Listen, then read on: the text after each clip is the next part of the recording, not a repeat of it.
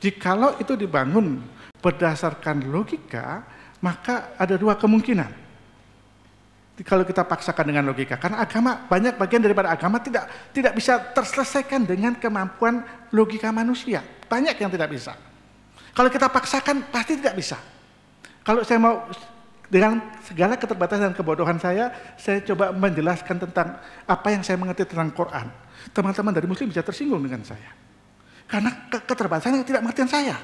Kemudian saya membahas itu, teman-teman Muslim bisa marah sama saya. Karena saya membahas Allah yang disembah oleh orang-orang Muslim, kemudian banyak yang tidak masuk dalam logika saya. Kemudian saya pertanyakan, bisa terjadi satu, bukan lagi penghargaan tapi pelecehan. Kalau salah diungkapkan, kalau diungkapkan benar akan menjadi baik. Nah, kalau kita mau berangkat dari titik itu, saya mau percaya, kalau mau berangkat, kitab ini kita singkirkan, kita pakai Quran, kita bicara. Atau sebaliknya, kita singkirkan kitab itu, kita pakai ini, kitab ini, kita bicara ini mutlak benar. Ini mutlak apa yang diajarkan. Maka kita punya fondasi yang sama.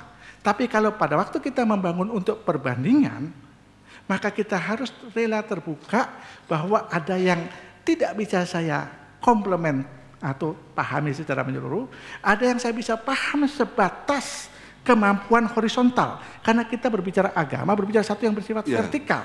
Di mana kevertikalan antara Allah dan manusia, kita temukan banyak lubang atau banyak ketidakmampuan kita memahami yang vertikal itu. Itu kira-kira Pak Egy, sedikit tanggapan saya. Saya kira supaya dinamis. Iya. Soal waktu Pak Moderator, ini kebenaran. Jadi saya kira harus sedikit lah, penting dinamis gitu ya.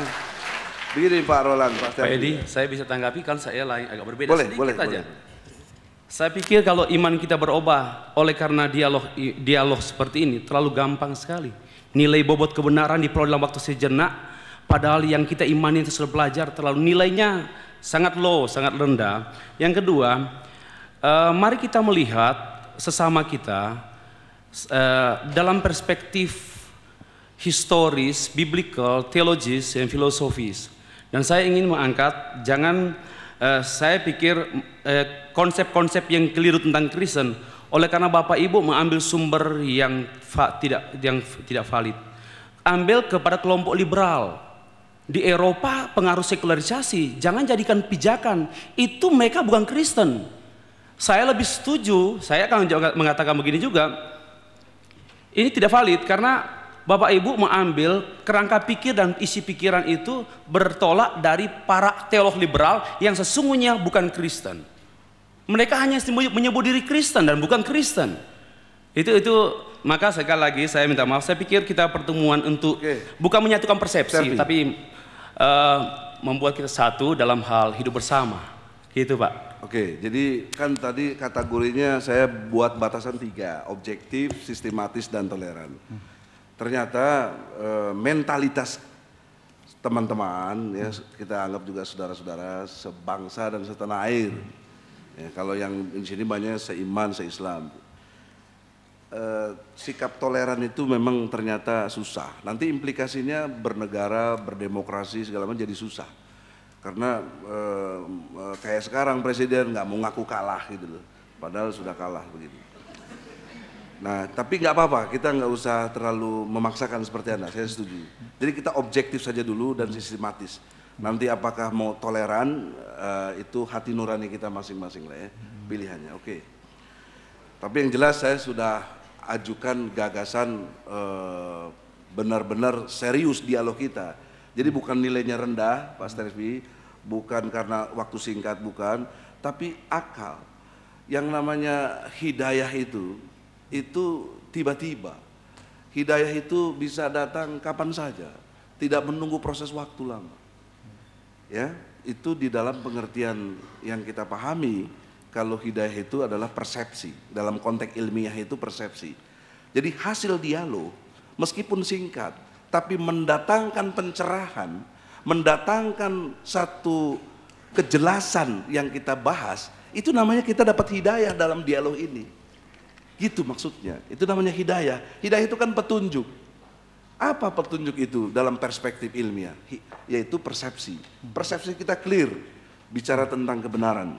Nah untuk itulah Sekarang kita fokus ya konteks kepada pembahasan agama ini. Kita nggak perlu ikutin aliran liberal, nggak perlu ikutin aliran ortodok dan lain sebagainya, Pak. Kita pakai pendekatan ilmiah, itu yang makanya saya bilang efektif, efisien. Tidak terjebak kepada aliran apapun, tapi kepada common sense, otak yang sehat, akal sehat. Nah, tawaran gagasan saya dalam konteks dialog agama ini, parameter bicara agama, saya pikir, atau nanti kalau nggak setuju boleh dibantah atau di ini kan, dua hal penting saja. Pertama, konsep Tuhannya jelas. Yang kedua, sistem ajaran dari agama itu untuk alam dan manusia. Karena agama diyakini untuk apa diyakini?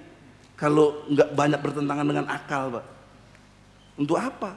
Meyakini agama tapi bertentangan sama akal. Nggak mungkin. Kalau agama itu benar, akal ini alat dari berpikir kita untuk menseleksi benar dan salah.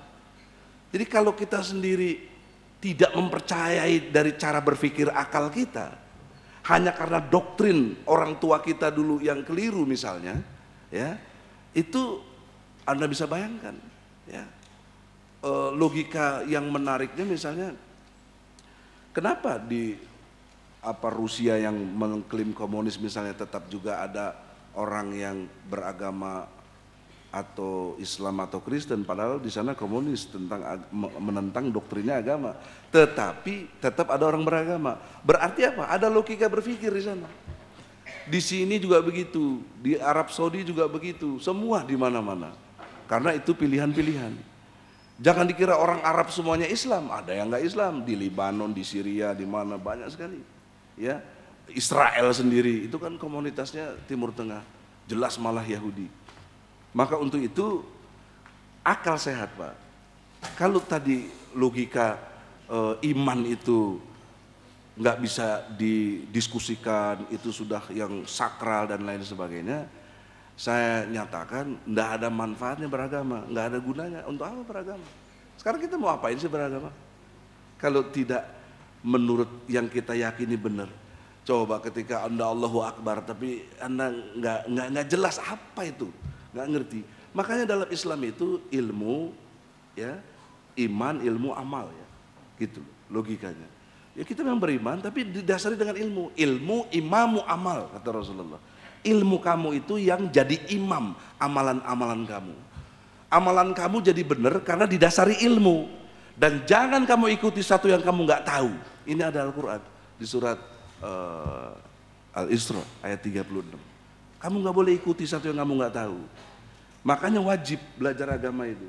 Ngerti minimal 3 hal penting. Konsep akidah, syariat dan akhlak kalau prinsip-prinsip Islam. Nah jadi gitu Pak. Nanti kita bicara konsep Tuhan. Kalau Anda klaim Kristen, konsep Tuhannya itu di mana-mana orang mengkategorikannya dalam satu rumusannya Trinitas. Mau pakai aliran apa juga begitu, Anda Trinitas. Ada Tuhan Bapa, Tuhan Anak, Rohul Kudus, kan begitu. Itu diakui enggak? Itu konsep Tuhan namanya. Trinitas, yang satu kesatuan dari 3 unsur menjadi satu kesatuan. Nah, sekarang kalau kita mau membicarakan Tuhan, jangankan bicara Tuhan, kalau dalam konteks kita betul-betul ilmiah, mau membicarakan sesuatu, misalnya kita bicara air, apa unsur-unsur air? Dari molekul-molekulnya dan lain sebagainya. Mau bicara handphone, apa unsur handphone? Supaya detail.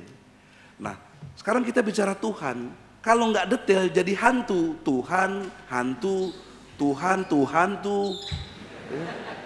Sama dengan hantu, nggak jelas. Ini gunanya kita ilmiah, gitu loh.